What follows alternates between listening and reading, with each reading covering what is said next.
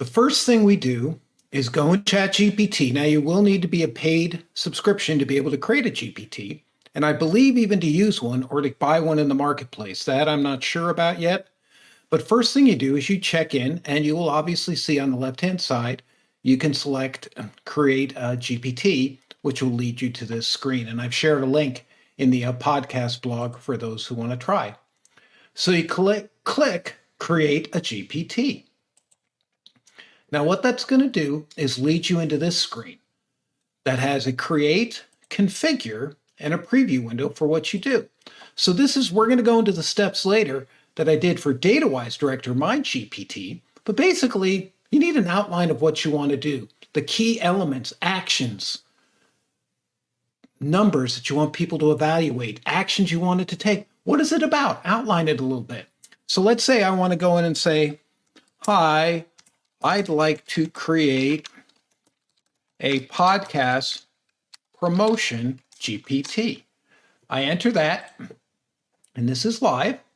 So it's doing this for real time. Now, what it's going to do is ask me. Now, right now, I'm chatting like you would normally chat with ChatGPT or any other large language model.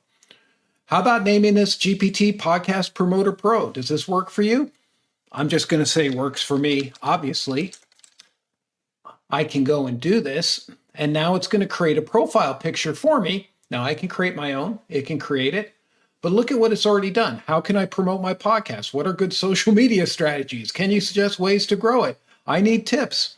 So what it's done is actually created the basics that I can then go, and here's a pretty picture of podcasting, and that all sounds great, right?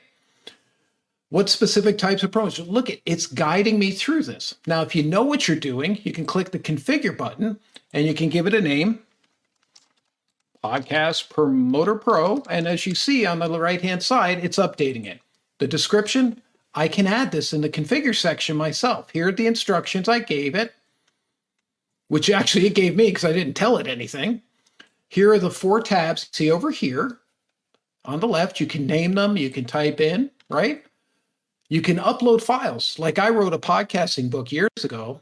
Could I upload that book? I could upload PowerPoint, PDFs. I could upload training materials. That will give it knowledge that you provide, though you want to be careful that this doesn't get shared.